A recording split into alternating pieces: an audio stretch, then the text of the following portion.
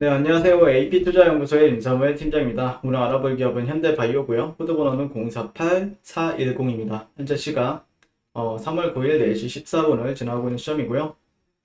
전일에 이어서 전일에는 제가 리뷰를 못했어요. 오후에 제가 좀 일이 있어가지고 그냥 한 10종목만 올렸던 것 같고, 현대바이오 같은 경우 원래 제가 거의 마지막에 올리는 부분들이 있거든요. 그래서 못 올렸고, 오늘 같은 경우에는 네, 금요일에 이어서 리뷰를 진행하게 될 것 같습니다. 네.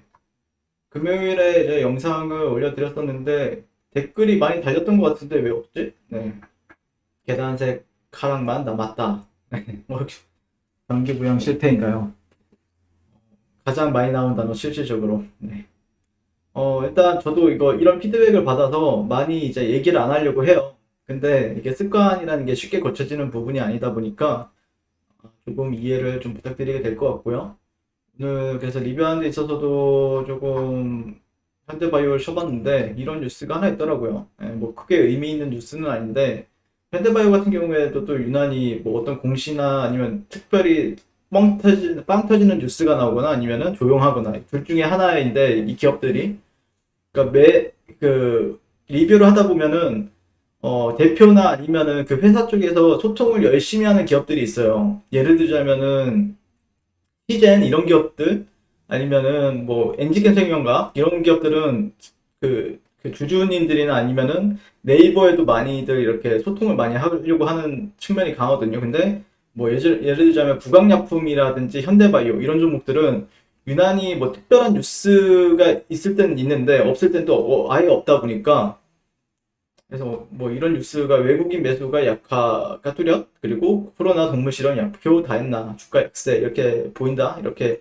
뉴스가 나왔었어요. 최근 대주주인 CM팜이 실행한 코로나 경구치료제가 동물 실험에서 기대 이상으로 효능이 있었던 소식에 주가가 강세를 보였죠. 근데 기관이 꾸준한 매수세를 보여주고 있지만 외부인 매수는 약해지고 있다. 그래서 CM팜과 공동으로 백내장 수술, 염증 치료용 저만제 개량 신약 개발, 그 다음에 췌장암 치료 신약 임상 준비 등 제약 분야의 사업 영역을 넓히고 있다. 네, 그러고 있죠. 그러니까 약간 멈칫하다 보니까 주가가 잘 가다가 멈칫하다 보면은 이런 뉴스가 나오는 건 당연하고, 그다음에 5일선을 회복을 해줬었는데 금요일날 어제 오늘 조금 다시 재이탈이 나와주고 있는 시점이죠.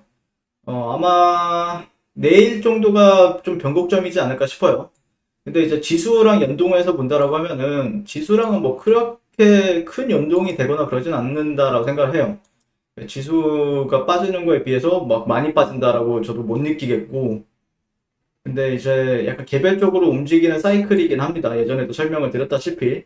그리고 최근에 뭐 나스닥이 약간 약세를 보여주고 있고, 근데 뭐 다우지수 같은 경우 오히려 신고가를 쓰고 있죠. 그러니까 기존에 있던 산업들은 오히려 이런 코로나에 대한 우려감이 해소가 되는 국면에 있어서 오히려 올라가는 흐름 보여주고 있고, 나스닥 같은 경우에는 성장주들이나 뭐 기술주들이나 뭐 바이오 기업들이 상당히 많은 그런 지수 안에 있는 종목들이 그렇죠. 그러다 보니까 약간 그것도 우리나라에는 성장주들이 약간 테슬라 기반 해서 이제 전기차주들이 많이 조정을 받고 있죠. 예, 그 다음에 제약바이오도 당연히 조정 많이 받고 있고.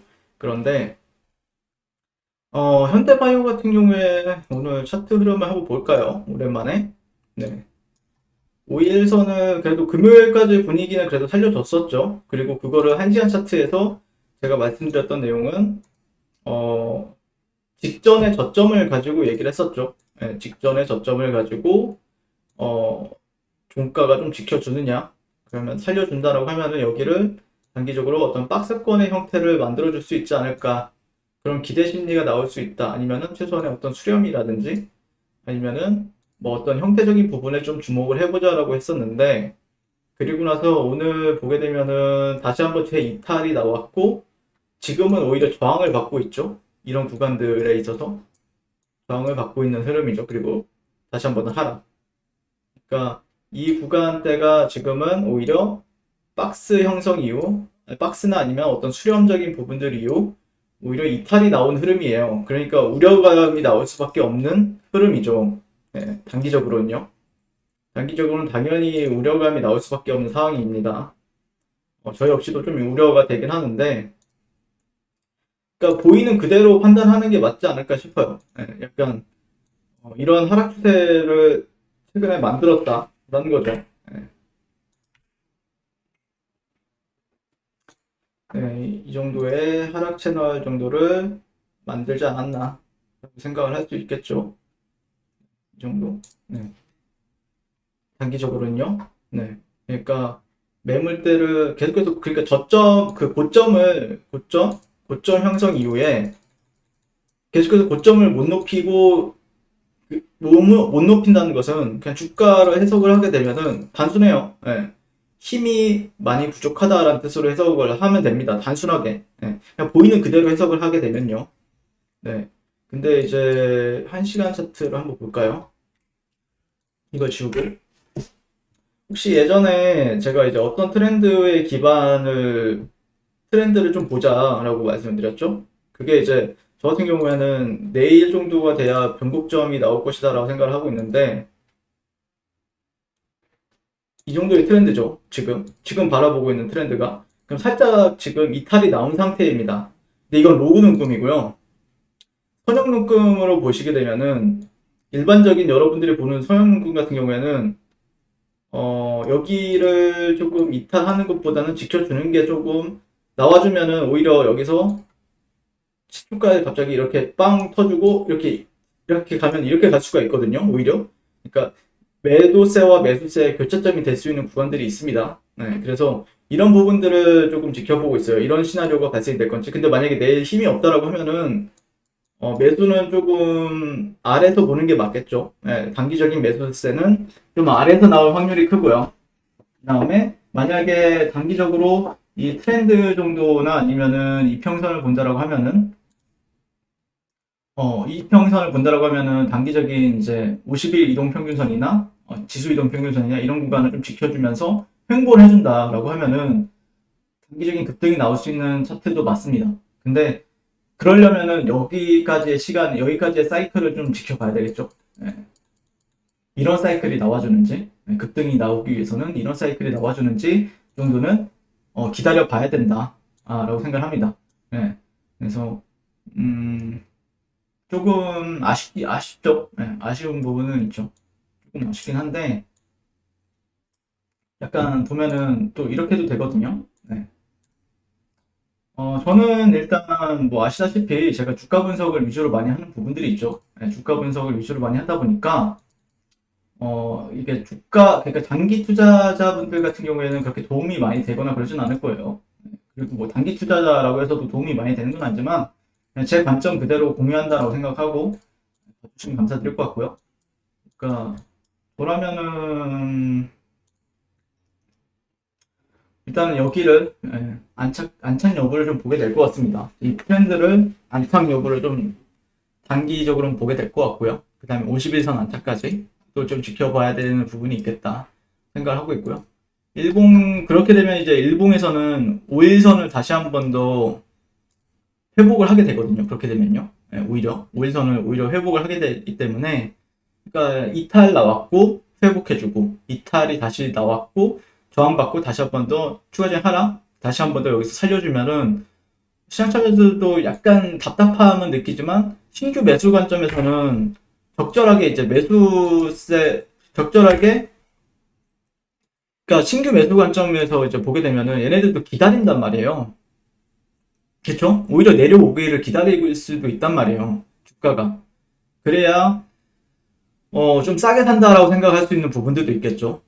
내가 만약에 관망을 하고 있는데 어떤 그 시그널이 나올 때까지 관망을 하고 있다라고 하면은 내려오면 내려올수록 좋겠죠.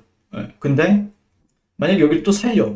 그러면은 내려오지 않으려나 보다 하고 그냥 타는 경우도 있어요. 그러다 보니까 그런 매수세가 발생이 되기 위해서는 5일선 안착 정도가 중요하겠죠. 그게 이제 1시간 차트에서는 그런 트렌드와도 어느 정도 겹치는 부분들도 있고요.